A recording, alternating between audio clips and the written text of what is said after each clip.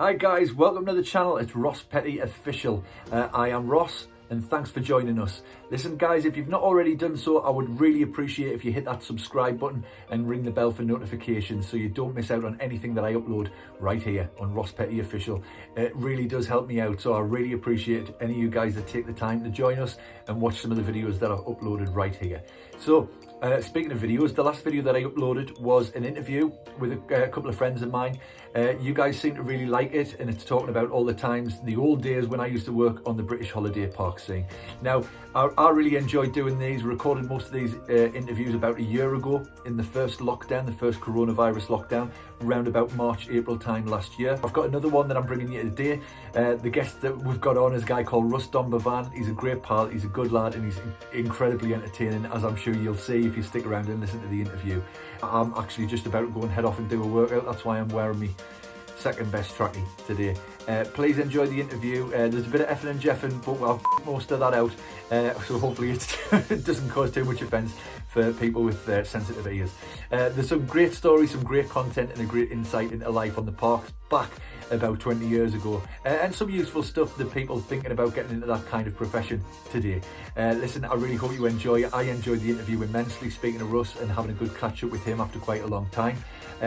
Yeah, thanks very much again for listening, and if you've got any comments, please leave them in the comments section below. We'd love to hear from you, and a big thanks to Russ for taking the time out last year to join us for this chat. There are a few latency issues and a couple of audio glitches here and there, but I don't think it takes away overall from the sort of final interview product. We were doing it over Zoom, and obviously people use different devices and different internet speeds and all that kind of thing, but overall we really had a fantastic catch up and some great entertaining and informative stuff for you. He's very entertaining, he's very funny, and he's a great guy. So Russell, thanks very much. Thanks again for doing it. I hope you enjoy the interview, and I hope you guys watch and enjoy. Leave us a comment, make sure you subscribe and ring the bell for notifications. This is Holiday Park Life with the Mackem and The Manc featuring Mr. Russ Donbavand. Enjoy. Well, hello everybody. Welcome back to another podcast episode of Holiday Park Life. Yes, you are with the Mackem, Ross, and the Manc, Lee. We've got another guest on today. Lee, are you excited? Oh, I'm very excited. You know, I fella Manc. It's going to be an entertaining one. I've got some right good stories. So This has been the one guest I've been dying to get on since we started this a couple of weeks ago, and I'm sure he's going to deliver nothing but exciting stories, good fun, good advice, and a few laughs along the way. We're going to take a walk down memory lane with a good pal of ours, former entertainer. Well, he's actually currently an entertainer, although he's doing a few different jobs now due to the coronavirus lockdown. This is our good pal, Mr. Entertainer himself, Russell Donbavand. Russell, welcome to the show. I really wish I was good as that build-up. I was thinking, who are you bringing on? I was like, there must be someone else. Must be someone else in this chat, because it's certainly not me. How you doing? Anyway, you're all right. Yeah, great. I'm actually quite enjoying this sort of compulsory retirement that I'm experiencing at the minute. Just enjoying the nice weather that we've been having lately. It's all good. No clue as to when I might be getting back to work, but you know, it is what it is. We're all in the same boat. Have you done anything with it? Have you done anything proper with the time? Have you learned anything? Have you done any skill? Anything? I've painted my fence. It's supposed to be you asking the questions, isn't it? No, mate, yeah. Honestly, this is open for. I painted my fence. I've hung up some nice fairy lights in my garden. Do you know, I am actually quite proud of the fact that I've been exercising. I've been working out 3 or 4 times a week. So I've been. Oh, have you? I've been getting right into that. I've been getting back into like a bit of weightlifting and a bit of bodybuilding and that. So I'm really. That's and the best thing is we've got to catch up with everyone on this podcast. So you know we have to do something quite useful. Well, I started a lockdown. I said my aim was to complete a marathon each week. Now I found out they're called Snickers. Hey, there you go. Ladies and gentlemen, we're off. We're off to the race. Oh, I love it. There you go. Right. Go on. So we met over at Blackpool. I think it was my first season when I first met you, Ross. But how many years did you actually spend? Was that 2000 that Lee, or 2001? Yeah, 2000, the Queen's Jubilee there. Was it? 3D Lee? Do you want to say what? Yeah, you best say what called 3D because it doesn't sound like a great name, was it? No, it wasn't. Yeah. No, because you worked on the leisure side, didn't you? Yeah, we did the outdoor pursuits. Yeah, I think we used to play five-a-side, didn't we, on a Thursday afternoon? Remember them? Yeah, I remember that fondly. Remember playing them army lads? Anyway, it's not about that. Yeah, 2000. That's the year I started at Blackpool. So that wasn't your first season, though, was it, Russ? I mean, you'd done a season or two beforehand, and I think, if memory serves, I would correct me if I'm wrong, but did you start off in North Wales? Is that right? North Wales, little town called Prestatyn. That's right. Nights in Prestatyn. Yeah, That's what 97. There you go. Hey, see, double that. So what was that? When was your first year? How old are you, by the way? I'm 38 now. I always see you as a lot younger than me, but just because you look a lot younger than me, you're actually not that younger. I look a lot older. I say to people, I look a lot older than that. I am. 97 I started. 97. Well, I was still at school. I left school in 98. Well, I was only 18. I had to wait till July because right, okay. I want 18 till the end of May. Right, so that makes sense. So can you remember your audition and everything? Where was your audition at? Well, funnily enough, the audition was at Blackpool. Was it? Mine was too. In fact, it was you and was Foxy. I there? You were there, and Foxy was there. And I remember you two were the two lads that really spoke to me the most on the audition. And it was Ian Johnson. What did you do? What did you do for it? I had no idea. Like, this is the first time I've been in like a professional audition situation, and it was. Well, it wasn't really. Well, it was in the Vic. Yeah. Well, was it? Yeah. Well, not that professional, but go on. Funnily enough, we just had this conversation about somebody else who we spoke to who had an audition in London that sounded like really professional and really super pro. But my audition was in the theatre, which was the main entertainment venue, and it was absolutely chock-a-block full of people. There must have been 1,000 people in there auditioning.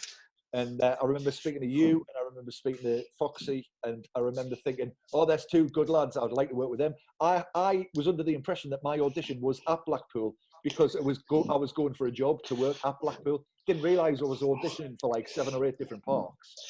No, you could have been put anywhere, couldn't you? Anywhere, and I didn't even realise that was the case. I thought that this was the only park in that company, and that's where I was auditioning to do a job. And lucky enough, that's where I ended up with yourselves for a little while. So your audition was at Blackpool. Can you remember what you did? Yeah, quite vividly, really, because I can't remember much else after that, to be honest with you. I sang "Love on the Rock." Yeah. Because this is how old I am. You had to have sheet music. That's how bad it was. I know, exactly. Wow. Just some bloke on a keyboard. He's playing Love on the Rocks. But I tried to do a bit of comedy. And it didn't really work. I was working at a shoe shop at the time. And the joke was, you used to put the Shelley's on Market Street in town, Lil know it. You used to put boots in your hands. I don't know why I'm telling this because it doesn't work on the radio. I know we're not on the radio, but you know what I mean. I'm acting it out now. But you put boots in your ladies' boots in your hands, stand at a corner, and then it looks like you try and fill in the gaps. I don't want to. So I started like that behind the curtain, so it looked like I was with some lady behind the curtain, and I was the song "Hold On, I'm Coming" was playing. But he didn't really. It was a tough crowd. It was like, but it was a tough crowd. I thought it was because I didn't have any backing music. I think it had moved on to CDs and mini discs by then. By the time I did my audition, but I didn't have access to anything like that. I would not have known where to even get something like that. So I remember telling Julie and Tracy when I arrived at the audition, they're like, "What are you singing?" I said, "I don't know. I've got knee music." And they're like, "What's knee music? Never heard of that." Yeah, exactly. No, they wouldn't have understood. No, you did sound a bit strange. Yeah, absolutely. Film. You say film. Yeah, 2 syllables. Yeah, film. They don't get it, but yeah. So "Love on the Rocks." How did it go? "Love on the Rocks." Well, all right. Yeah, it went down well. Ain't no surprise. Hey, you "Love on the Rocks" fans there. Oh, sorry, I'm just thinking of jokes now. That's what I get sort of jokes. Anyway, I went in the doctor and he says, "Are you the bloke that thinks you're Neil Diamond?" "I am," I said. Right. So I got put on what they called it's reserve list because I wasn't 18 till June, and then I got phone calls at college. I didn't know how old I am. No, I didn't even have no one had mobile phones were invented. Yeah. So I was at college finishing off my BTEC in performing arts, and I got a phone call. My mum was around college. Someone has rang the house for a job, so I rang this number, and I spoke to a bloke called Ian Johnson. Yeah. And he went, is that Russell Donbavand? I don't think he speaks like that. Well, it doesn't feel like that. I spoke to him today. Anyway, I digress. And he went, we're offering you jobs in Luca, start on Friday. And I went, oh, brilliant. So I put the phone down, and then I rang my mum. And then I said, I start on Friday. And she went, where? I went, oh, I didn't ask him. So I rang him back. I went, where are you? And I like you, I could have been going anywhere. And there was a few more back then. There was about, could have been, I think it's still about 20 back then. I had all the little ones as well. Yeah. So yeah, so you went, it's Prestatyn. Your first job was in Prestatyn. You were living in Manchester. How did you get over there, and what did you have to take with you? My dad took me everything and just gave, and then just drove. We drove to the main gates, and I went, oh, I can't do it. So we went, do you know Prestatyn? Then we drove to Prestatyn, went to Carl's Chipper. Yeah. And then we had a couple of pints, and then we drove back, and I felt a bit more confident, and I was happiest. Yeah. This was your dad's opportunity to finally offload you, and he was thinking, I mean, get him in there. And my dad gave me that proper. We've never had like it was a proper. We didn't have many dad-lad moments, but he said, "I'm not going to give you any advice, but just be safe." And we knew what he meant. He wasn't like it didn't mean where. Yeah, we know. Yeah. So I had quite a similar. I wouldn't class it as a dad and lad moment, but I remember being in the car with all of my worldly possessions, and my mum was like shoehorned into the back seat with, like, you know, all of my suitcases and my costumes and my bags and this, that, and the other. And me and my dad was sort of like, he started humming this tune, didn't have the radio on, he's humming this tune, and he's going da da da da da da da, and I'm thinking, oh, that tune, I know that tune. So I started joining in with him, and before long, you know, my dad's like tapping and he's doing the drums on the steering wheel, and I'm like, this song's getting like bigger and bigger, and we're building it, and the beat's coming up, and we're like really into it. And then I realised that the tune that we were singing is from the porno video that he used to keep in his book, and I used to watch when they'd go out shopping. And then it dawned on me, and I realised what we were doing, what the song was, and where it was from.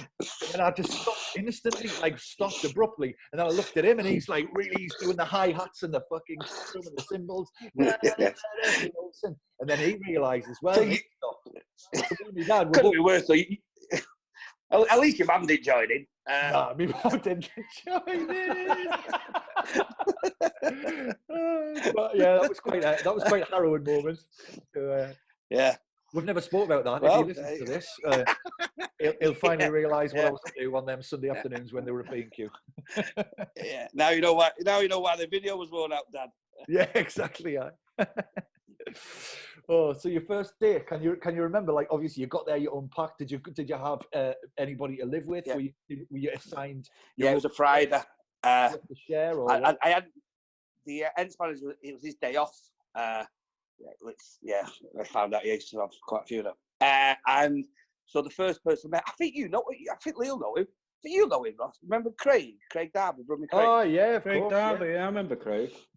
He was the first person I met. It's funny, isn't it? Because I'm like 23 years on, I'm still mates with him, like good mates with him now. It's mad, isn't it? So he showed me around the shower, and he just said, just sort yourself out, go for a drink, and meet at 9 a.m. So I pulled that first night. I just said to someone, because they seen that I was sat with all, and knows his families are. Yeah. And he went, who are you? I went, oh, I'm a new blue coat next to you, woohoo. Yeah. Oh, it was like magic dust. You were like a celebrity without even realising it. So your first day, and did I don't suppose you might know the answer to this, actually, because we've asked everybody so far. Your chalet, you called them a shed. We always called them sheds. Our chalet was our shed. Was it called a shed back then when you first started? And if it wasn't, what were they called? No, definitely sheds. Yeah, definitely. Yeah, so that's going back sheds. to 97. We're going to try and trace the origin of sheds and see where that came from. Can you shed any light, or is it just a shed? I think because there were Yeah, sheds. It was perfect word to describe them. You're absolutely right. I got a shed. Yeah. I shared a shed, as you know, with Jamie Hughes, and that was good crack. Had some good neighbours. Had some good times in that shed. It's pretty weird. That one I was staying at Preston the other year, and they put me into my old shed. It's now club class, got a sliding door and everything. Oh yeah, so of course. Like yeah. I did. Well, I've done quite a few shows there over the years, but when we do a normal show during the season, they normally just give us normal sort of classic accommodation. But if you do one of the big sort of 40-hour party weekenders where they've got like celebrity acts and you happen to be booked for that weekend, then you get club accommodation with a sliding door. And occasionally, I don't know if they still do it now, but quite recently, we had a few cans of Stella in our fridge when we got there. Oh, so that was pretty good. No, never had that. No. Look, I get a key. I remember just going off the subject a little bit. Went to Camber one night, got there, we were doing Breen to Camber. So, travel in the middle of the night, get to Camber 4 in the morning, keys there, get the key, just in the real crappy ones as well in Camber, like the real crappy ones. Yeah. Just walked in as a family and they pull out bed, they give us a key to someone that was already in there. Oh wow, yeah, that happens. Like, yeah. What'd you do? Yeah. Well, told to move up. Yeah, fudge up. Big spoon. But all I remember about that first day was I still didn't know who the Ents manager is, and it's nothing like today. You can't start people. There's nothing. You couldn't find out about people, could you? You couldn't like look them up. It was just like even. So I just had this name, Ian Johnson, and I just remember from the interviews, there was one guy that was just wouldn't crack a smile during my audition, and he looked like, you won't remember, there's a guy in EastEnders called Ali. Ali, yeah, I remember him. That's right. Yeah. And I just remember thinking to myself, I hope it's not Ali from EastEnders. Next thing you know, he walks past. It was Ali. I thought, I know it's him. But yeah, turns out he's still my boss now. Yeah, exactly. I still, anytime I see him to this day, I still call him boss. I think that's just something that'll stay with me forever. Like, it's funny though, like I spoke to Craig yesterday, and I just spoke to Ian about an hour ago because he's like my manager now, still my manager. Yeah, of course. Yeah. I mean, we'll get onto that a little bit later on, but obviously people that you've met then all these years ago, 20, 22, 23 years ago, you form such a good connection with them. And that's lasted your entire adult life. So really from point to man, through all the aspects of your career and all the different things that you've done in entertainment, which is actually quite a lot. You've still maintained them good relationships with the people that were important to you back then. They're just as important, if not more so now. Yeah, exactly. Well, I mean, look at you. I mean, yours is nearly 20 years, isn't it? Yeah, I started 2000, Christmas and New Year, 2001. I did the Christmas and New Year, and then, so like 18, 19 years ago. Crazy. Yeah, God, yeah. What, Rachel and what was, anyway, we digress. Yeah. Yeah, they were my next door neighbours, Rachel and Rebecca. Rebecca, that's it. Carlisle, and Rebecca was from... Yeah, she was quiet, wasn't she? Just very. Staley Bridge. I caught back up with her working on a cruise ship. Staley Bridge, yeah. Rebecca, yeah. I caught, but she was working on a cruise ship. We were on the same ship together. Oh wow. Anyway, that's not a great anecdote. So, who was on the cruise ship? Was it Rachel or Rebecca? Rachel, the loud Rachel, yeah. I'm sure she won't mind you saying she was loud. She was loud. She probably still is. I could say a lot. I could say a lot worse. Yeah, we'll keep that for another show. So your first day, well, you met your Ents manager Ian Johnson, who's actually still looking after your career in some regards now. He's managing the group that you're part of. We'll backtrack a little bit and we'll go back to the early days. So you obviously you probably didn't have really any expectations of the job. Were you expecting to get there and just to be sort of singer, dancer, entertainer, or were you fully aware that you were going to have to be like in charge of something, snooker competitions, darts competitions, calling games of bingo? Like when did you realise that was a massive aspect of the job as well? Well, unfortunately, mine was a little bit different because.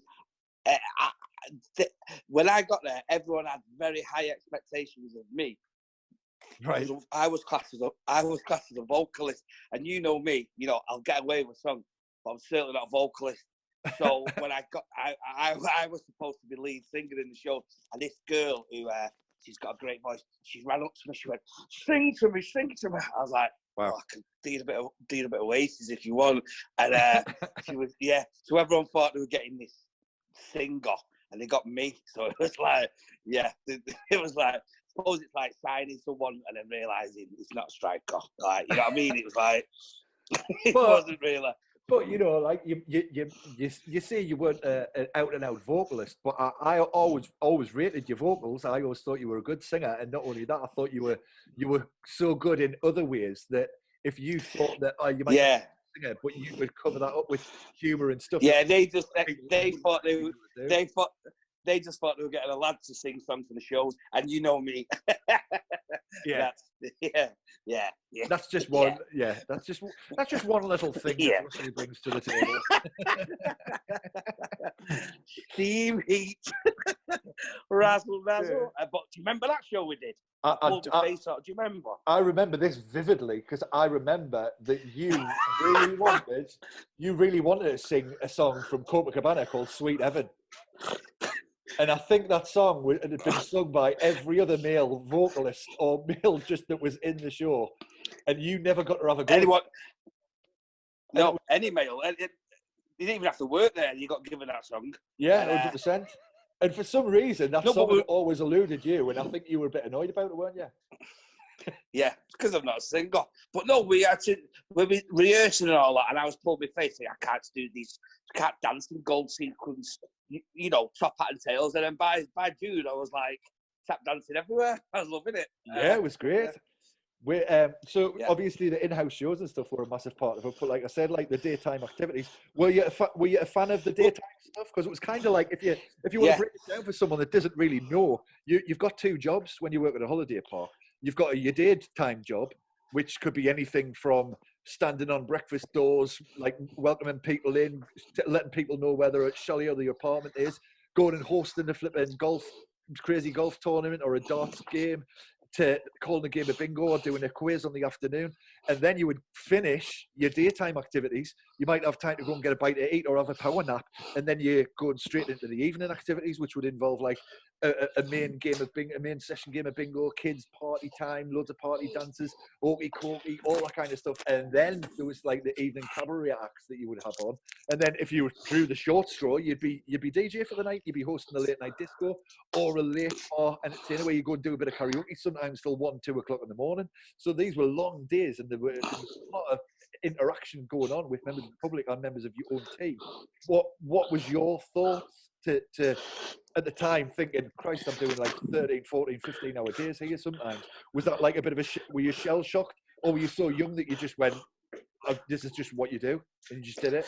Yeah, I mean, yeah, it was 18. Like 97 was just the end of. I mean, even when you started, you were still doing a lot of hours, but that 39 hours came in, which was a bit of a game changer. When I started, there was no mention of how many hours you just no one counted hours. I don't know if it was a timesheet. You still got paid in cash. When I started. What was your first wage? Can you remember? 83 quid. Right, yeah. In fact, I got done for fraud. Well, I tried to get done for fraud. Because you had to go on a Friday morning to the wage clerk. God, it sounds so old, doesn't it?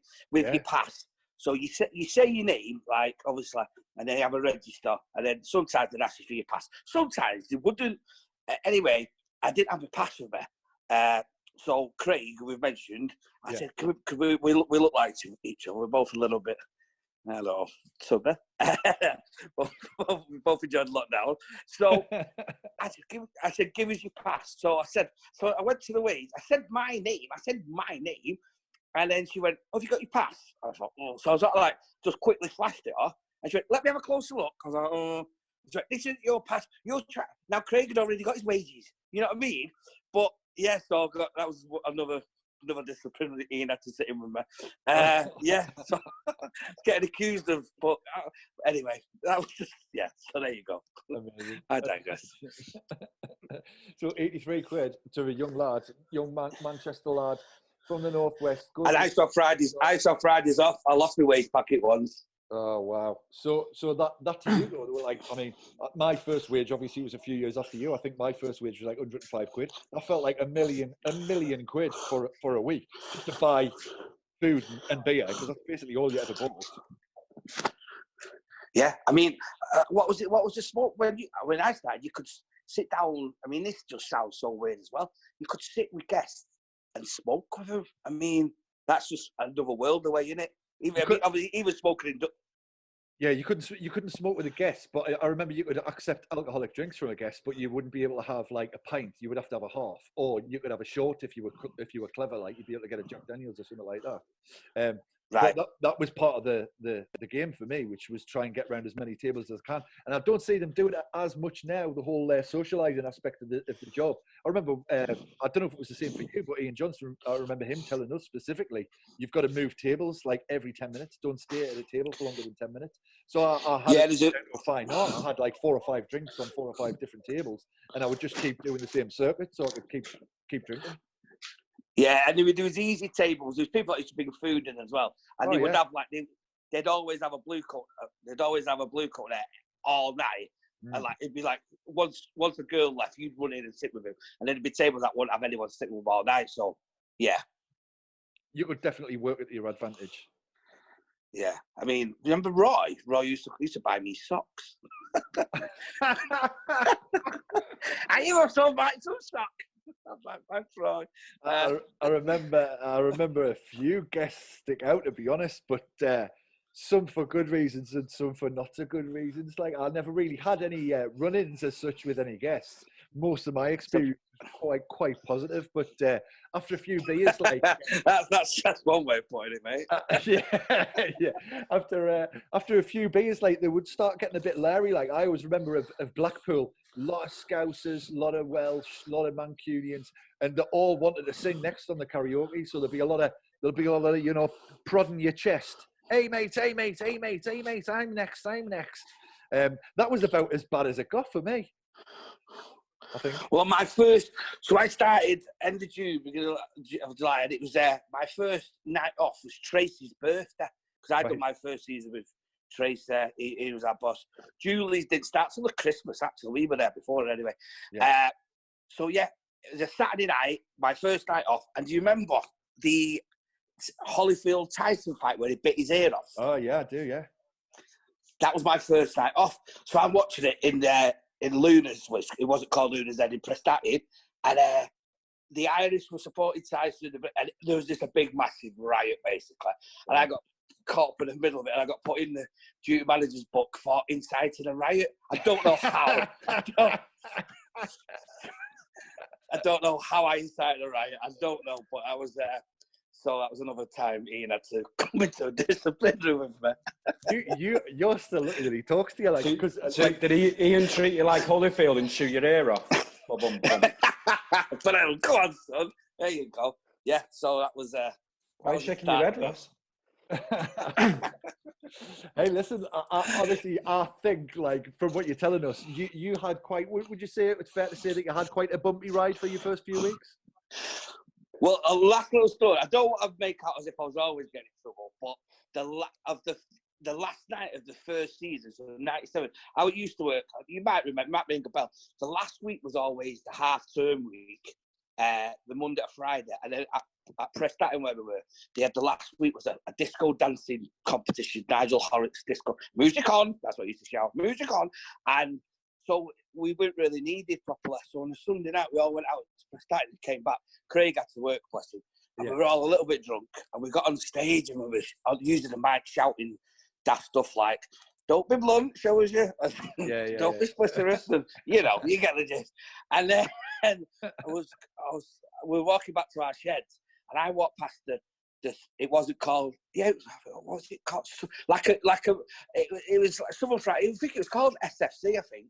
It was like a pretend Kentucky, you know what I mean? Yeah. And they had big, massive shutters, and I walked past it, and just being like jovial, I said, chicken's on me. I was like, I think some woman said, oh, why is the chicken not open? And I said something like, I'll cut you some chicken.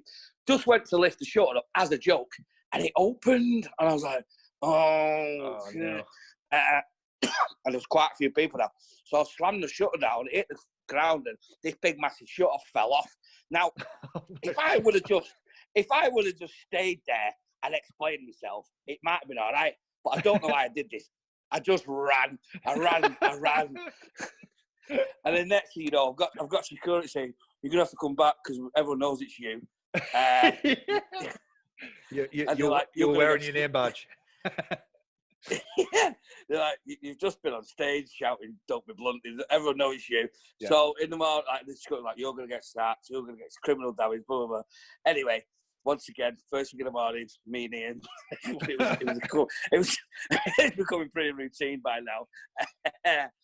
Anyway, I didn't get the sack, but the food and beverage manager at the time was a man called Mr. Phil Martin, and my punishment was that night, the Monday night, was the staff party because obviously it was closed. So I had to do the spotlight for the cabaret, which was a male stripper. So that was my punishment. So you went from that was you went from chicken to sausage overnight. And it certainly wasn't a chip. Certainly wasn't a chipolata, I tell you. Well, that's not the type of job you're going to do, is it? You've got one of them. Hey, everyone, have a look. From a man that knows. Brings me swiftly on why you're talking about if you're excited about doing the spotlight for a male stripper. What was your fondest moment of over the years of Holiday Park Lounge? Yeah, good question. I don't. I think it'd be quite difficult for you to pinpoint one because there's so many. Because obviously, not just without sounding too like emotional. There was one. You might have even been there, Ross. I'm not too sure. It all amalgamates, whatever. Yeah. But there was one day when we had to. Remember, we used to get like marks for show. There was one day at Blackpool, and we'd done all of our shows in one day. Like we'd done them all. Was you part of that? No. I thought you might have been there. I remember doing something similar for the Prince's Trust, like the carers thing. Yeah. Where we had to do it. Might have been the year. Anyway, so one day we just done all our shows and they were getting marks and he wanted all the best crowd. So I remember asking my mum and Gran to come, and I remember it was Ian said, "I've watched your Gran all day," he said, and she's just been like, just loving it all day. And I thought, oh, that's nice. You know, so it's probably something like that. Winning show of the year, that was quite a big deal at the first company. Like, that was like, something like that. Definitely. So the show of the year that you won that time, Russ, was it the Starlight Express at Blackpool, or was it before that? No, we never won it with that, believe it or not. How can you not win the show of the year with 10 20-stone blokes going down the ramp? I mean, come on. I was the first one to fall down in that show. That was quite a famous show, actually. At the time, I always remember people talking about that show and showing us videos of that show and saying what a great production it was and all that kind of stuff. Which I think probably for the time it was. And I remember it seemed like they loved the in-house shows as much, if not more, than the visit and cabaret acts that you would have. Yeah, because without like harping on sounding like, any youngsters listening now, I mean, like because I still just like I do a lot of cover work for a company now where I'm not an Ents manager, but they'll ring me up and go, "Can you cover there for 3 days? Someone's ill, someone's off, someone's been sacked." Exactly. Someone's pulled some shutters down at the KFC. So I'm still. So you'll get people that talk about the good old days, and they were good. But I see it now. I've still got my hand in. But like it'd be mad to say, "Oh yeah, we had teams of 17 and 18." That just sounds weird now. I mean, that sounds like yeah. I've spoken about this as well before. Like a couple of the parks, smaller parks as well, albeit. But I've been to a park where they've got 2 people on the entertainment team. Yeah, well, obviously we don't the same part. I do a lot of cover work, and it's like me and another, and it's like you don't get so basically what I'm saying was when there's loads of you could talk to people, you could get round and talk to people, and as well people went for a full week as well, or at least Monday to Friday. Yeah, they had a lot of time, and then so a lot of it was getting to know, because without sounding like an absolute knob, I used to get a loud cheer because nothing could be the best. It was like a lot of people knew me, and it was like, oh, let's cheer, especially like let's cheer for the fat lad. You know what I mean? So it was like, yeah.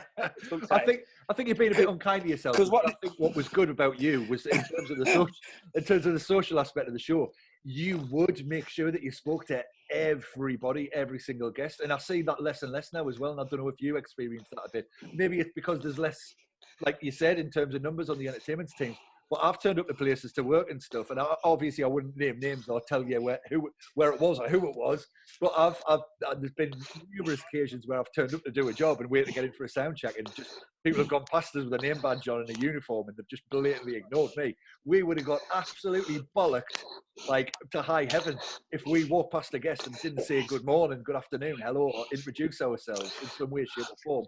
And you seem to manage to be able to put yourself in a position somehow. I don't know if there was 2 or 3 at one point, but you seem to there's enough of it to go around. Mate. You seem to manage to introduce yourself and have some kind of relationship with almost every guest that we encountered. When I was always amazed by that. I thought you did a great job at that.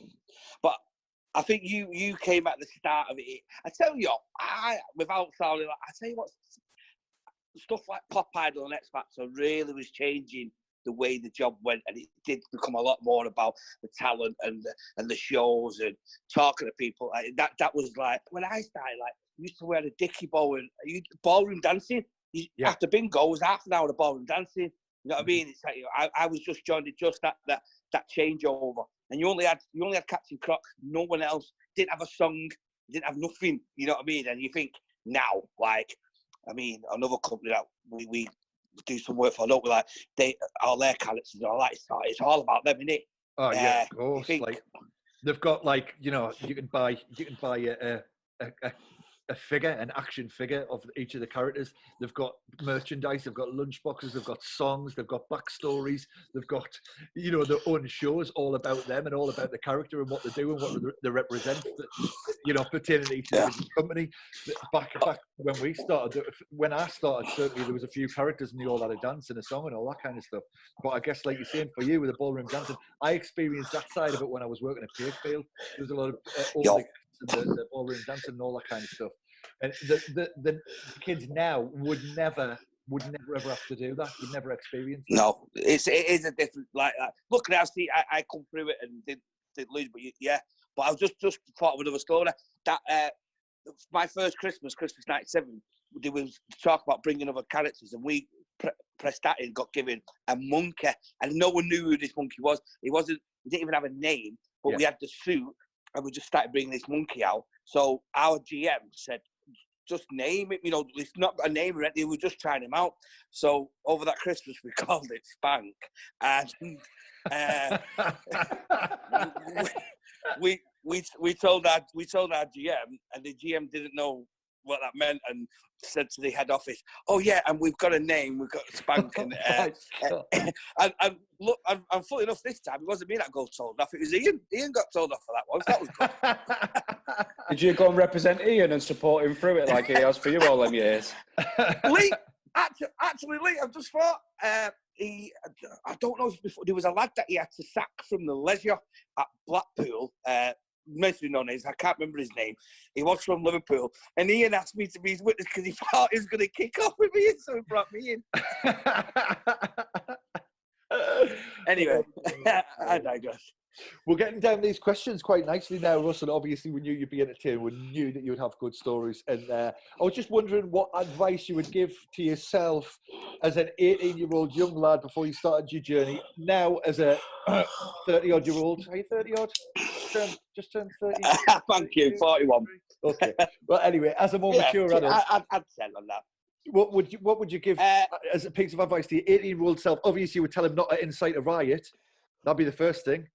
And then after that, what other pearls of wisdom would you drop on yourself?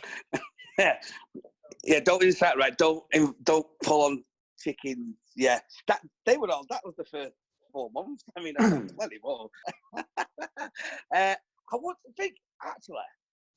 I know you're supposed to say you don't have any regrets, do you? And it is, I would say just try a little bit harder, because I've done what, I'm quite proud to say, I've just bought my own house, and that I've only ever worked in entertainment, so I've got a living out of it. No, Yeah. I'm not certainly not famous, I'm not famous, but these people that have made a better living out of it, and I think you're not that very good, but they've just. I mean, these people like me and like we work with that a cabaret artist, and like I mean, I'm not meaning you, by the way, definitely not. No, that's all right. No, I've come a long way with not a great amount. I've done all right for what I've got. The tools in my shed, mate. I'm quite happy with my lot. Mate, I just keep joining old cabaret artists, the man actors, Bavarian Stompers. Yeah. So just like I say, I don't have any regrets. But God, if I would have tried a little bit harder, I might have got somewhere. But yeah. So I tell you what, it was you. Do you remember when Ken Dodd came?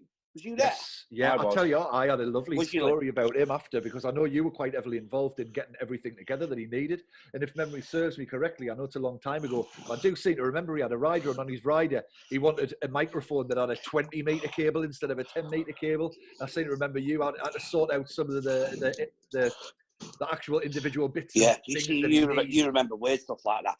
Yeah. But because he got done, like, two things that happened there. Three things. He got done for tax, didn't he, and all that. And, that's right. While he was on at Blackpool, his missus was in the back doing his tax returns. Anyway, and after the show, I got him to leave a voicemail on my phone. And that's right. That's right. You had that for ages, didn't you? Yeah. Unfortunately, I lost my phone one night out in Blackpool. I was gutted. But my gran used to ring me, and she used to go, "Oh, you've answered." I was like, well, "What do you mean?" She went, "Oh, I've got my friends. I've got the two readers here. I've got to leave a voicemail." I was like, "All right, okay." But I asked him for some advice, and I said, "You got any?" And he went, "Success." He says, "You've really got to want it." And when he said it, I thought, that was pretty rubbish. But I know exactly. After a while, I know what it means. If you really, really want it, you have got to want it, haven't you? And, you do, absolutely. But you can easily make 100%. Yeah, you can. You're right. You can make a living, and there are people, like you said, that we might not think that they are the best at what they do, but they've made a good living at it. And they've played the hand of cards that they're dealt, and some people have got a long way with not a lot, like I said before. But honestly, in terms of wanting something, if you really want to be successful, it does take years and years of hard work, and actually putting the work in. There's actually no real substitute for hard work when it comes to success. I don't think that's just in entertainment. I think that's in pretty much everything. When you see people that are doing really well, you think, oh, they're doing really well. And your first question, or my first question used to be, how are they doing so well? And actually, when you break it down and you realise what they've done to actually get to the point where they're doing really well. Yeah, but without getting too serious, it's obviously now with this social media, like, you can look like you're doing really well, but are you really doing that well? It's and you look like you're really happy, but are you really happy? Yeah, like this. Yeah, are you really happy? Are you really 10 stone? Yeah, it's like this. I don't need. I can't even think of names, but these people like smashed it tonight. Smashed. Like, oh, did you really smash it? You know what I mean? It's like, yeah. Well, there's people in our business that. And I admire that, because I have got that. I've got confidence, but I haven't got that way. Wow, you are your biggest fan. Fair play to you. I mean, I can think of loads off the top of my head, but obviously won't mention them. You and me both. But you have interviewed Wes Jones, haven't you? not yet, but he's coming very soon. I didn't tell him, like, obviously I spoke to you, Russ, because it took us a couple of days to get sat down to get to this point where we're having this conversation. But I did, as a joke, tell Russ, I said, it's all right, you can't do it, we're going to ask Wes Jones. But obviously we'll get Wes's reaction to that when he comes on. obviously I'm joking, obviously, but so you know exactly what I mean. Yeah. Definitely, without a doubt. So you've obviously been involved. You mentioned before you've been involved with a few cabaret acts over the years. You're part of the new branded version of the Mad Hatters, who've been really successful act, and you were with that outfit for a couple of years. Is that right? Yeah, to be honest with you, we got a bit like the Drifters. It was like there were so many.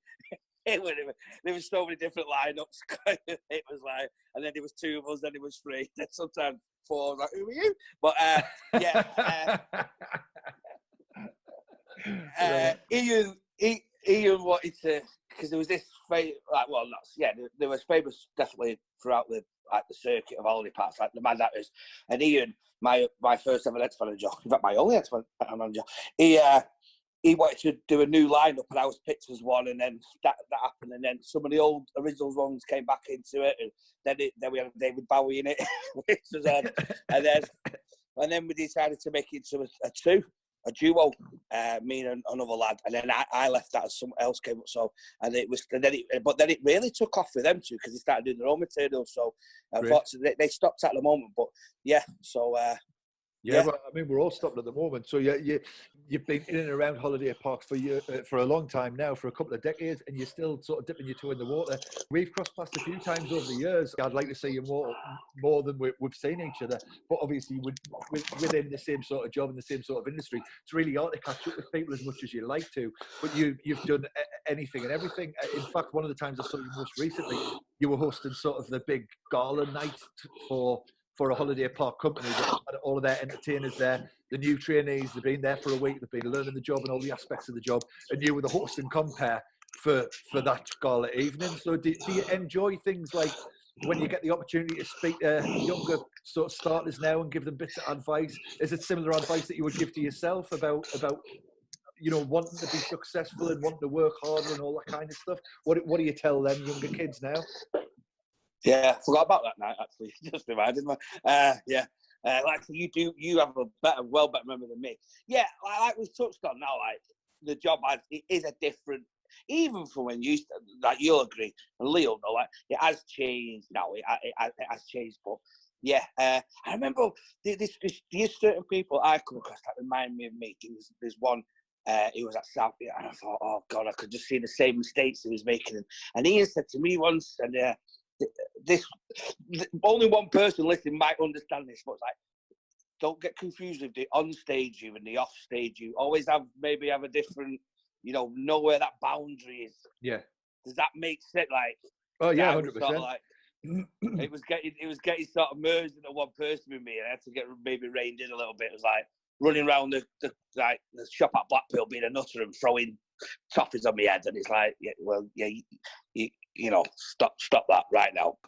Yeah, it was in the book, but the bags weren't packed, fortunately. It's true though, because obviously for an entertainer, you do have this on stage persona, and it's normally not too distant from your actual persona. It's just the volume's turned up to 11, and I would say that, like, I guess what you're getting at is you need to just turn the volume back down to 7 or 8 sometimes. Yeah, and there's a lad that I certainly won't mention his name, but there's a lad that I've been working a bit close with, and it's like he's just making all the mistakes that I did, and luckily he's as blow my own trumpet, is as likable as me. Because if you're not, then he wouldn't have lasted as long. But you only get so many lines. Luckily, I didn't use all mine. God knows how. I really don't. I don't know how to survive. But yeah, so it's just rein it in a little. But yeah. But that's and what is good. Yeah, I mean, you having such a big personality has actually served you well, because look at the things and the opportunities that you've had to do, some of the things that you've done, and some of the stuff that you were doing, obviously before the lockdown and stuff. A show that you've most recently been involved with is the Bavarian Stompers, and I know you've been doing loads of dates and loads of stuff with them, going here, there, and everywhere. So tell us about that. How did that happen? How did that come about? And tell us a bit about it. Well, that's just another thing. That's like, you'll know, like, it sounds a bit like cliche, but especially this business, it's not always what you know, it is who you know in it. And I was talking to a guy called Mikey Diamond. I was covering at an holiday park. I was just doing a weekend, just covering Ents manager. He went, what do you do? What are you doing? He said, I'm doing Bavarian Stompers. He said, you would be great at it. And then a month later, we get this phone call. Are you Mikey Diamond's mate? And that's who you know. Because I didn't drive for ages, which was a bad thing. And then I finally learned to drive, and that opened up a few more doors. But yeah, so they were basically, I'll quickly try and tell this. They were a cabaret act, just 3 blokes, done umpire songs, like pretending to be German for like the first 5 minutes, and then just done German umpire stuff. But it was all party stuff as well. You remember, don't you? Bonnie, football socks. Yeah. That's right. and they just started. They got a contract with a baker who was in all these big cities, and basically this company wanted them to be here and everywhere. I said, well, there's only one band, there's only one of us, so they just made up. He recorded all his tracks, and then just got frontmen to front the show. And funnily enough, at one point there was 8 shows out a night, like Nottingham, Birmingham, and all frontmen at one stage all worked for the same holiday park company. Oh wow, that's awesome. So that shows you, doesn't it? Oh, mate, absolutely. I think this is a good point as well for anybody listening that's thinking about dipping the toe in the water, or thinking of going and auditioning to be on an entertainment team as a court-style entertainer, or just want to go and do a job on a holiday park. It can open so many doors because of all this. Like you said, it's not what you know to you know. You will meet different types of people from all aspects and all walks of life, and you never know like where you might end up because of the relationships that you cultivate in these early years and having these early experiences working for holiday parks. I can't recommend it highly enough. I always tell anybody that's in entertainment, if you've got the opportunity to do it and you've got no responsibilities, you're a young person that wants to do something fun, go and do a season on a holiday park, because honestly, it'll change your life for the better. Yeah, definitely. And for those who's just going back to that umpire, for those that don't know what I look like, my stage name was Johan von Fat Bastard. So that gives you that gives you an idea of my shape. Yeah. Can I just quickly tell you one story? You don't have to. You can edit this. That's no problem. Because I always thought I was going to be in trouble. There was one morning. It was after my 3rd season. Because I'd done 9 seasons for one company, and then I went on to ships and that, and then came back and done all the parts. So anyway, one morning, it's my day off, bang, bang, bang, bang on the door, Uncle Ander. I was like, oh, yeah, it's my day off. He was like, Ian wants you in the office. I was like, no, it's my day off, brother. You got to come in, blah, blah, blah. I'd give him some words, and he came back. Next thing you know, the assistant Ents manager came, well, you got to, I said, I'm not coming in on my day off. And she said, if you don't come out now, I was like, God, and I was thinking, because I'd had a few drinks that before, day off. Yeah. I was like, oh God, what have I done? I couldn't remember. I was like, and I was DJing as well. I was like, oh no, what have I done? So I was getting a bit worried. I was like, because fully enough, I was on my last live. I was always on my last live. But yeah. It was like, I can't get in trouble again. So I'm at so by this time, it was the assistant that was walking me over. So I was like, what, tell me what it is, tell me what I've done, tell me what I've done. I can't say anything, I said, please just tell me what it is. So I was like getting really worried. Walked into press started in the main room, and you had to walk up to the Ents office. And I'm walking up the stairs. Ian's walking down. I went, boss. What's happened? I said, what for? And he went, there's been a murder. And I went, oh, thank for that. Because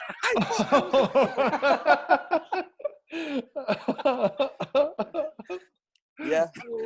So it's not a great story because someone got killed. Anyway, yeah. Well, if you're just joining us here on Holiday Park Life, we're pulling the curtain back on all things that happen on holiday parks and some of the darker stories with our guest here today, Russell Donbavand. Yeah, definitely. Well, listen, definitely pulled the curtain back there. On a lighter note, you're a funny guy, Russell. You know lots of jokes. We were treated to a few of your jokes at the start of the show, at the top of the show. We sent an email over with a few questions and all that kind of stuff. Have you got a good joke? Or what's your best joke that you've got at the minute for us? Well, obviously, as you don't, I know you don't. Well, you still tell us, but you got to watch it now, haven't you? You really, I mean, you just got to. So unfortunately, I always like the jokes that aren't that funny. But so one that I tell, because when I do this, because I start working on solo acts as well. Anyway, that's been like 8 years in work in progress. So I say one for the kids. So I said, I'm going to tell you a story now. Once upon a time, there was 3 bears. Now there's loads of them.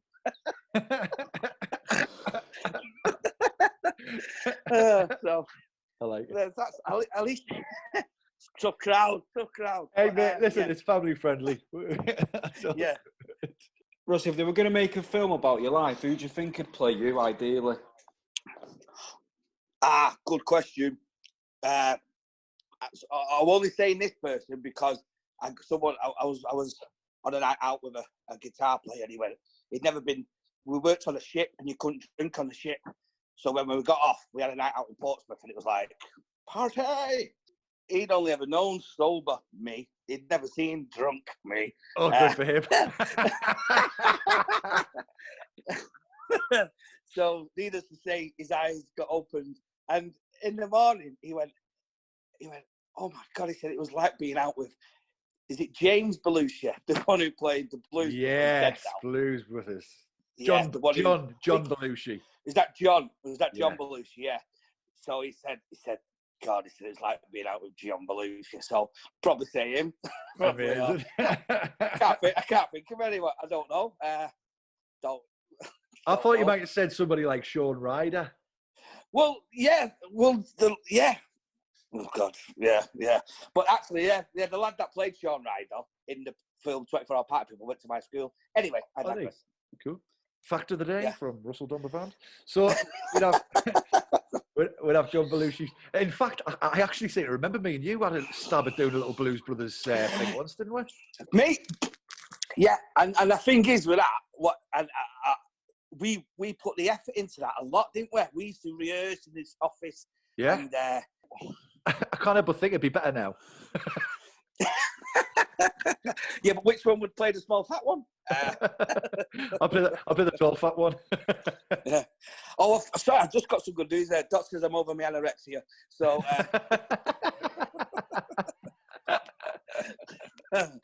probably offend people. I'm sorry, I don't need to offend.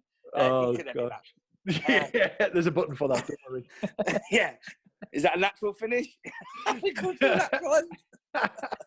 No, come on. Listen, you've mentioned his name a few times, and one of the questions that was sent across was asking about positive influences or sort of a mentor in your life on the holiday parks. I'm guessing that you're probably going to say the boss man, Ian Johnson.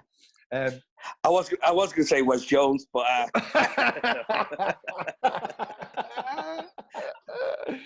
do love that. But so you obviously the first Ents manager, and you've kept in touch all this time. You currently doing work with him. He's looking after you, managing. Is he in full control managing your sort of entertainment career? Yeah, I mean, without going too much in it, me and my friend that done the umpire. We should be going out this summer as a comedy umpire duo. Yeah. So he was getting us bookings for that, but wasn't actually managing that, if that makes sense. But my solo act that I'm getting together, he's going to manage that. Brilliant. So yeah, but always is a little story. This is a good story as well. Just shows you as well if you're shy in that. For any, they probably stopped listening now. Obviously, about half an hour ago. I just got to tell you, I actually forgot to press record, so we're gonna have to do this all again. That's fine. So this is going out to whoever's listening. Hi, Mum, and it's just my mum. Yeah. When I started, I was really, believe this or not, I was dead shy, dead quiet, and the manager Ian, he after just the second week, towards the end of the second week, just sort of got a bit more comfortable. Then I became this person. He says, and he said he was about to call me in and say it's not for you. He was actually going to not necessarily sack me, but you have a 2-week probation. Oh and yes, that was basically one day. Wow. Yeah, he's basically going to say it's not for you because I didn't really speak. Just soaking it in, which for anyone that knows me, that's pretty odd. But it's just getting used to it really, and just going right. Oh, could do that. Find out where to fit it in. So don't worry if you. Sorry, I was covering somewhere the other week. Not the week last. I say that. I think that's the age. When I say the other week, it was like actually last year. Yeah. A smaller park, Lincoln Way. You may have done. It's got a small roof, and this poor lad, he had no team, so that's why I was down. And he had 3 members of his team arriving in one night. They arrived between 4 and 8. By 10 o'clock, 2 of them had left. Oh God! My God.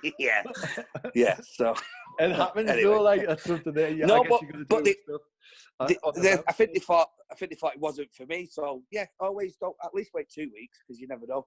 Imagine if I would. Oh, I'm not. Would you say it's probably fair to say that it helped you come out of your shell? Yeah, because yeah. Well, I'm still quite quiet. I mean, you're pretty reserved. You're pretty reserved today. Yeah, when I'm asleep. I've been trying to be on my best behaviour. Yeah, honestly, you've been brilliant. You've been absolutely brilliant. We knew you'd be great. And obviously, there's people that you meet over the years, and I think, Russell, it's fair to say that most people that you meet, you leave some kind of lasting impression on. Hopefully, I would imagine most of it's positive.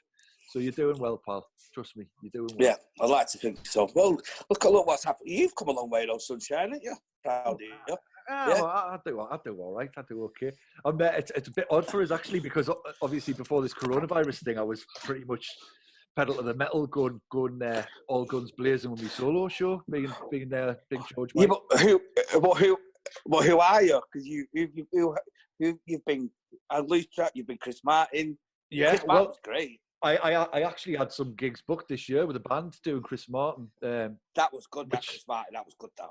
That just kind of fell by the wayside, like everything else has. But I think going forward, when I come back, I'm going to try and do a bit more of that because it's actually it's a type of show that you need a band if it's a Coldplay band. But a lot of these parks haven't got the budget for bands and stuff. But because they've got so many no. now, you can do it as a solo. And let's face it, nobody ever really cares. Yeah, of course. The other ones in the band. So I'll probably be. Mate, I could live next door to the drummer from Coldplay and never know. You know what I mean? Yeah. Have you got Jamie Hughes? Have you got Jamie Hughes on this? Or is he coming on this? He's going to be coming on, yeah. me and Julie we give him the job as his first job at a holiday park, and we had one more space to fill. And you probably know the story. It's not even a great story, but and he couldn't really do anything. Bless him. I mean, he's done very well for himself now, but he was just very good look. He was just very good looking. So Ian rang us. He said, "Have you filled the space with me and Julie?" And I went, "Yeah, we've got this lad. He's from Birmingham called Jamie." He's like, "Well, is he singer? Is he dancer?" Like, "No, he's neither." And he's like, well, is he going to start? Well, he can't really start straight away because he's still at uni. Well, what can he do? And I answered him, "Girls will love him," and that was it because he was good looking. So yeah. But he's done well, all right for himself. Yeah, he's doing all right, isn't he? I'm looking forward to chat with him. Remind him of a few of his. Yeah, because exactly. That's the problem now. It's like you can't even speak to your mates without thinking, "Oh Christ, I've got an ulterior motive." His phone will ring 200 times a day with people going, "How you doing? How's life? How's your last? How's the kid?" Yeah. Oh, listen, mate, it's been great chatting with you. We're going to start wrapping things up in a minute, but I know that Lee's been dead. He's been dying to get in. He's made a little quick fire question round, and we didn't send you this because he's only did it yesterday. Go on, Lee. And he's tried it out on me this morning, and it's gone quite well. So let's see if your answers are let's see if they're as good as mine. Let's do it. Over to you. Right. I think the answers will be better, but no pressure. No, so just don't want you to think about it. Just give me the first answer that comes in your head. Just so you know, Pepsi. Just so you know, before we get started, Russ hasn't really thought about the answers to any of these questions. Okay, don't expect him to start thinking about these now. Sorry. Anyway. I like the way you were optimistic by giving me homework. I like the way you still. I thought, have you never met me? But I thought if he looks at the top one, we're off to a good start. Right, come on, Lee. Blur or Oasis? Oasis. Fingers for toes or toes for fingers? Oh, fingers for toes. Your celebrity crush? Well, I suppose it was Pamela Anderson. Oh, wasn't it? Everyone's? Yeah. Cat or dog? And I don't mean Pamela Anderson, I mean which do you prefer? Dog. Favourite movie? Goodfellas. Favourite cartoon? Top Cat. Best comedian? Les Dawson. Colour of your toothbrush? White. Last time you had a bath? Whoa! It was Christmas Eve because I stayed at an hotel. Near Sunderland's Hardwick Hotel. You know what you gigged there? I do. I gig there. They put me up, and I was in one of them big baths, and I forgot how to have a bath, and I filled it up. I got in it like a tsunami. Anyway, bath. So yeah, the last lie you've told? Probably about 10 today. My mum wanted to visit me yesterday because I've just moved into the new house. I told her I was out. I just couldn't be bothered. But sorry, Mum. What are you most proud of? Not getting arrested. Well, only getting arrested once. No, I don't. I suppose without working in entertainment, like I said earlier on, and a full-time job, and still doing it. Most embarrassing moment? Where to start? I fell asleep once at it was a Keeping It Live where loads of people in entertainment. I fell asleep on the toilet. I was sick, and they had to get paramedics. I was all right. It was horrendous. It was absolutely horrendous. There was videos around of it. It was Ian wasn't impressed. It was if there was a book to get my name in it, I would have been in the book. But yeah, that was quite. That wasn't me. Not your crowning moment. Whilst we were all on Blackpool together, who was your secret crush? Probably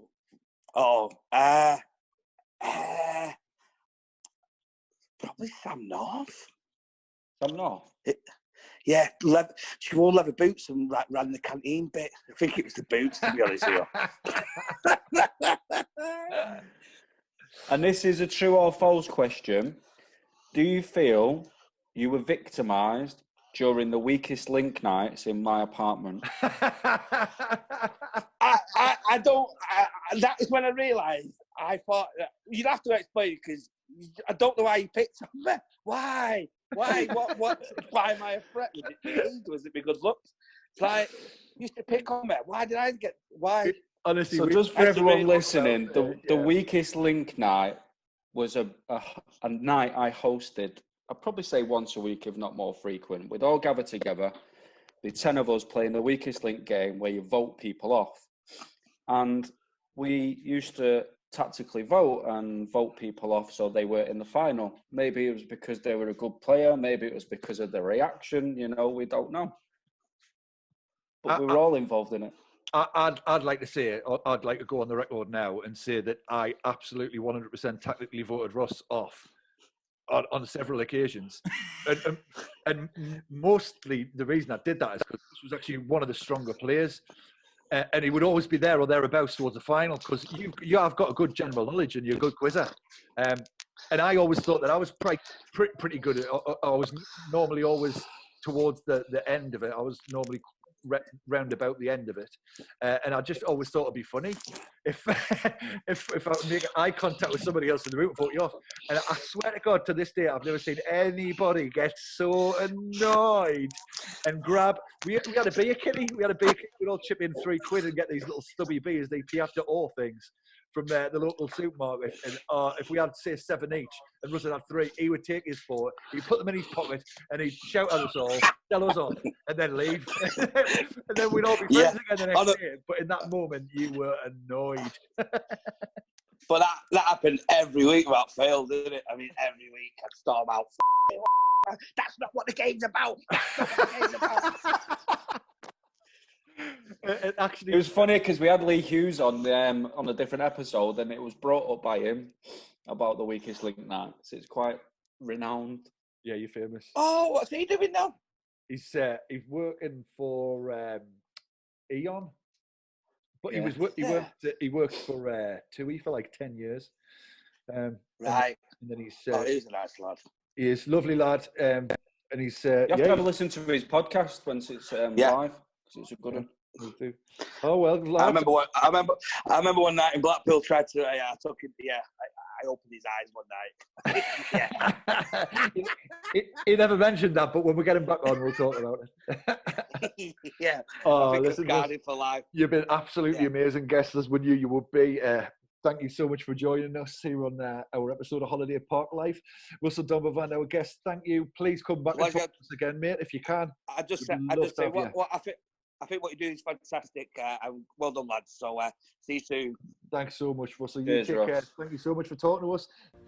Well, that was Mr. Russell Donbavand on Holiday Park Life with me, the Mackem, and my pal Lee, the Manc. I hope you enjoy it, guys. I've got a couple more of these interviews, so please stay tuned.